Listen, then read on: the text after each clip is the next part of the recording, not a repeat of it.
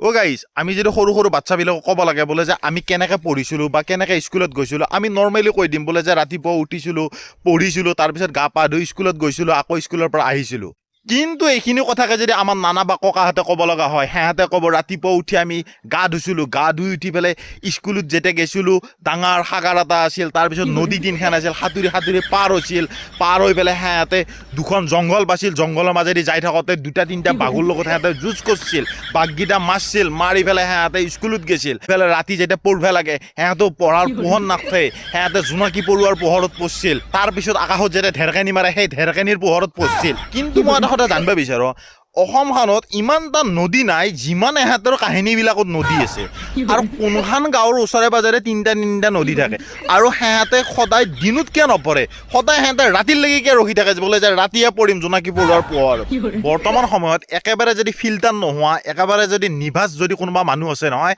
সেই আমাৰ আগৰ দিনৰ বুঢ়াহঁত আছে আমাৰ নানা ককাহঁত আছে কাৰণ সিহঁতৰ মনত আৰু সিহঁতৰ কথাৰ মাজত কোনো ধৰণৰ ফিল্টাৰ নাই কাৰণ আপোনালোকে চাব এই গাঁওখনৰ ভিতৰত যদি কোনোবা কলা কণা সুৰাৰ যদি কিবা এখন দোকান আছে সেই আমাৰ ককাহঁতে বা আমাৰ নানাহঁতে যদি সেই দোকানখনৰ পৰা কিবা বস্তু আনিব দে কোনোদিনা সেই মানুহটোৰ নাম কাঢ়ি কেনে নকয় ডাইৰেক্ট ক'ব এই কণাৰ দোকানৰ পৰা অমুক বস্তুটো লৈ আহ সেই কলাৰ দোকানৰ পৰা অমুক বস্তুটো লৈ আহ মানে টোটেলি আনফিল্টাৰ আৰু তই যদি কিবা কাৰণত ককাহঁতক কওঁ বোলে যে নকবি তেনেকৈ কণা সুৰা বুলি কেনে বেয়া পাব পাৰে সেনেকৈ কোৱাৰ লগে লগে ডাইৰেক্ট কি ক'ব জানা নাই কে সেনেকৈ নকোৱাৰ ফলত